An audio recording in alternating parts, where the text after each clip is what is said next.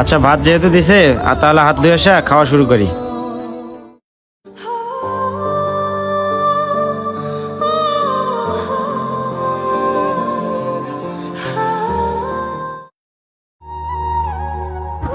তাড়াতাড়ি করে খেয়ে কাজটা শেষ করতে হবে।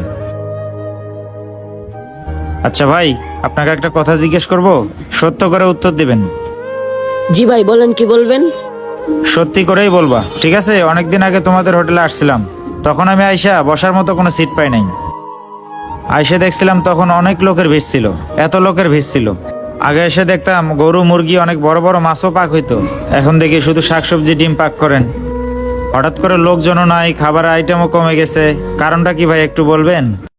জি ভাই, আমাদের দোকানটা একসময় অনেক জমজমাট ছিল। আমাদের মহাজন খুব দয়ালু লোক, মানুষের কোনো বিপদ দেখলে ঠিক থাকতে পারে না। কেউ যদি খালি হাতে আসে